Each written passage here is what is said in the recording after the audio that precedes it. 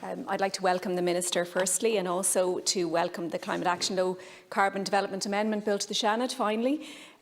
Once this bill passes all stages, the work truly begins to transform Ireland into a leader in climate action.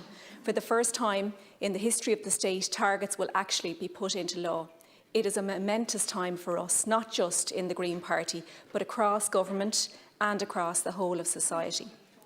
And I could list all of the things that I've done as an activist over many decades, but actually I think the fundamental point comes down to this, because it's a point that unites us all. When I was in primary school, we learned about greenhouse gas emissions and what products we should or should not be buying in order to fix the problem, which even then seemed insurmountable. That's decades ago now, and still emissions rise. 5 years after the Paris Agreement, and still emissions rise, with slight reductions every so often along the way, and 6% last year, but in the middle of a pandemic. And what really has been going wrong? It seems clear that a comprehensive plan that does not rely on individuals to step up to the plate alone, but forces governments to step up with them and to put in place infrastructure and supports is what is required. That's what we are doing in government, and this bill and support across the political spectrum is crucial.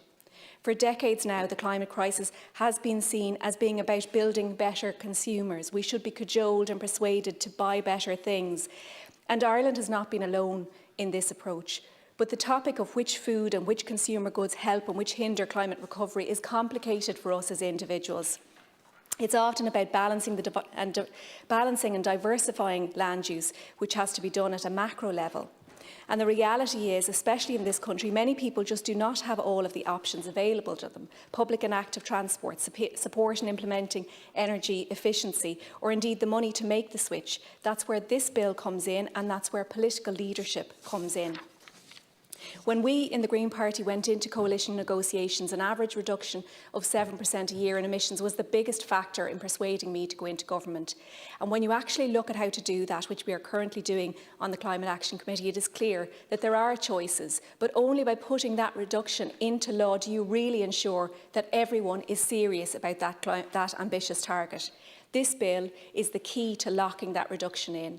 And let me tell everyone that it was a mammoth task in getting this bill to where it is today.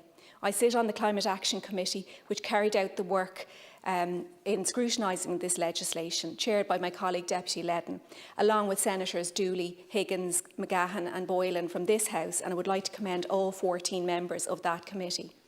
There's been some amount of rubbish being spouted in the Dáil about people not being involved, and it was open to everyone to come to the committee to question witnesses, and many of those who put down amendments at committee stage didn't even show up to speak to them.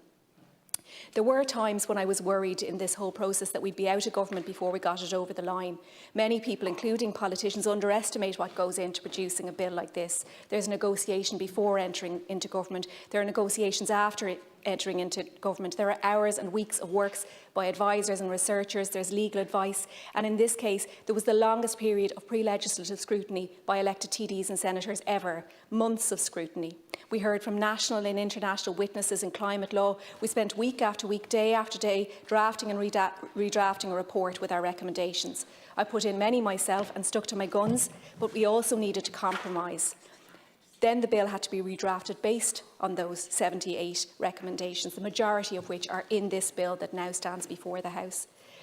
Again, legal advice was sought and a bill went to the Dáil and back to the Climate Committee and now on to us here in the Upper House. And it will be another couple of weeks before it comes out of the Seanad. We thought it would be done and dusted by Christmas. But I think that this careful scrutiny worked well for this bill, and because we have to bring everybody with us. It's important for a sustainable climate neutral future to allay fears, to put in place supports and to consider action from everyone's perspective. We need climate and intergenerational justice.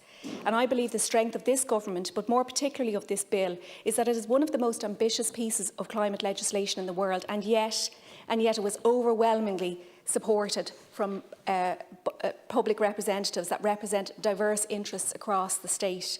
We have to bring people with us into this green future, and that is what this bill does. And I believe that if the actions that we can take for climate are actually the actions that will make everyone's lives better. We need to prepare rural Ireland for for a future based on climate action.